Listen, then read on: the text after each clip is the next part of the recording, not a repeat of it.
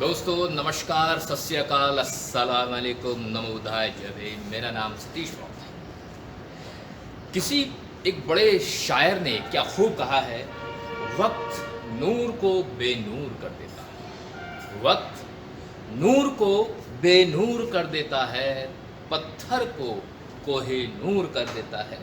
कौन चाहता है आशियां लुटाना अपना, कौन चाहता है आशियां लुटाना अपना। वक्त अच्छे अच्छों को मजबूर कर देता है।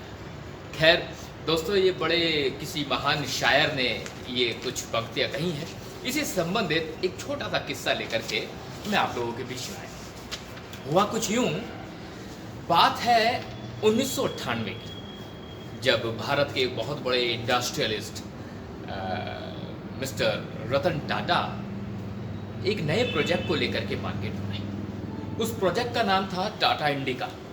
टाटा इंडिका को जब उन्होंने लॉन्च किया तो बड़ी ही उम्मीदों के साथ लॉन्च किया था और बड़ा ही ज़बरदस्त इन्वेस्टमेंट उस कार की लॉन्चिंग में किया गया, कार की मैन्युफैक्चरिंग में किया गया, मार्केटिंग स्ट्रैटेजीज में किया गया, टेक्नोलॉजी डेवलपमेंट में किया गया, रिसर्च एंड डेवलपमेंट में काम किया गया। तो बहुत बड़ा इन्वेस्टमेंट इस कार की लॉन्चिंग में किया गया। इत्तेफाक कार सरवाइव नहीं कर पाई मार्केट में, लोगों ने इंडिका को नकार दिया। कारण ये रहा कि कई टेक्नोलॉजिकल लू पॉइंट रहे और मार्केटिंग स्ट्रैटेजीज में भी कहीं ना कहीं कमी रही और एडमिनिस्ट्रेशन में भी कहीं ना कहीं कुछ कमी रही, जिसके चलते हुए टाटा का कार बनाने का जो प्रोजेक्ट था वो खटाई में पड़ता दिखाई दे रहा था, घाटे का जैसे अंबार लगता जा रहा था। ऐसे में जब उनके साथी सहयोगी उनके साथ मिले, उनके साथ बातें हुई, चर्चा हुई, तो चर्चा इस संबंध में हुई कि क्या किया जाए, किस तरह से सरवाइव किया जाए।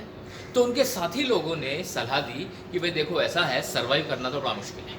अब एक काम किया जा सकता है, आप क्या करें, इस कंपनी को बेच दो ताकि हम घाटे के बिजनेस से बाहर आए और अपना जो पुराना ट्रक का धंधा चल रहा था बढ़िया चल रहा, कार के चक्कर में नहीं पड़ना। तो ये वाली बात रतन टाटा को समझ में आ गई। उन्होंने निर्णय लिया, ठीक है, तो अमेरिका की एक बहुत बड़ी कंपनी फोर्ड, तो उनके जो चेयरमैन थे बिल फोर्ड, उनके साथ डील करने के संबंध में डिस्कशन करने के लिए एक मीटिंग फिक्स कर दी गई। आप साहब रतन टाटा इंडिया से सीधे अमेरिका जा पहुंचे और उनके मुख्यालय पर चर्चा हुई तो बात बनती दिखाई दी। लेकिन साथ ही साथ फोर्ड कंपनी के चेयरमैन बिल फोर्ड ने यह कहा कि भाई रतन जी, अगर तुम्हें इस बिजनेस के बारे में जानकारी थी ही नहीं या कम जानकारी थी, तो तुमने इतना सारा पैसा लगाया क्यों? खैर कोई बात नहीं। वैसे एक बात मैं कहना चाहूँगा कि आपकी कंपनी को खरीद करके मैं आपके ऊपर बहुत बड़ा एहसान करने वाला हूँ। तो ये वाली बात रतन टाटा जी को यहाँ दिल पे, अब उन्होंने साहब गुस्सा तो आया, लेकिन उस गुस्से का प्रदर्शन वहाँ करना व्यर्थ था। फ्लाइट पकड़ी, गेट बैक टू इंडिया। जब वापस इंडिया आए तो अब वो मन ही मन, जब रास्ते से आ रहे थे, सफ़र में आ रहे थे, तो वो ख्याल, वो बात जो बिल फोर्ड ने कही, वो कहीं ना कहीं उनको अंदर से कुरेदे जा रही, उन्हें परेशान करती जा रही। खैर वापस आए, फिर से काम करना शुरू किया और एक वक्त ऐसा आया कि इंडिका भारत में सबसे ज़्यादा बिकने वाली कार, केवल इंडिका ही नहीं, फिर इनके कई मॉडल हिट हुए। टाटा सुमो, टाटा सफारी जो आज तक भी चल रही है, और बहुत सारे मॉडल इनके हिट हुए और एक सक्सेसफुल कंपनी के रूप में टाटा मोटर्स ने अपना कार डिवीज़न को स्टैब्लिश कर दिया। वक्त बदला, हालात बदले, लोग बदल गए। वक्त आता है 2008 का।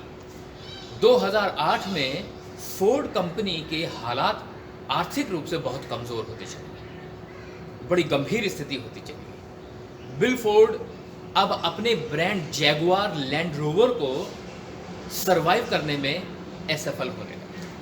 आर्थिक तंगियां थी, जब ये वाली बात रतन जी को पता चली तो रतन टाटा जी ने एक प्रपोजल भिजवाया बिल फोर्ड के पास कि हम आपकी कंपनी को खरीदने में इंटरेस्ट हैं। तो डूबते को तिनके का सहारा, तो बिल फोर्ड को बड़ा अच्छा लगा प्रपोजल सुन के।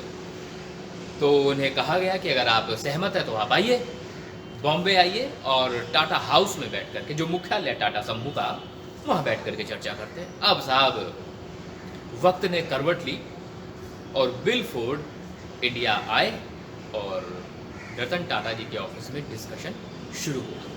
अब जब डिस्कशन शुरू हुआ तो डील हो गई 9,300 करोड़ रुपए में और जैगुआर लैंड रोवर ब्रांड हो गया टाटा का। वक्त बदल गए, हालात बदल गए। यहां पर फिर बिल फोर्ड ने बात कही, लेकिन आज बदले हुए हालात में कही। बिल फोर्ड ने कहा, आपने मेरी कंपनी को खरीदकर मेरे ऊपर बहुत एहसान किया है। तो साथियों, ये एक छोटी सी कहानी मैं आपके बीच में इसलिए लेकर के आया हूं कि वक्त बदलता रहता है। परिवर्तन जीवन का शाश्वत सत्य है। अगर वो दिन नहीं रहे तो ये दिन भी नहीं रहेंगे। जब आप कठिनाई के समय से गुजर रहे हो तो हिम्मत ना हारें। वक्त जरूर बदलेगा, हालात फिर से बदलेंगे, रोशनी फिर से आएगी, ऊर्जा फिर से मिलेगी। इन्हीं शब्दों के साथ मैं सतीश आप सभी से विदा लेता हूं। फिर किसी दिन, फिर किसी और कहानी के साथ आपके बीच में आऊंगा। तब तक के लिए नमो बुद्धाय, जय भीम।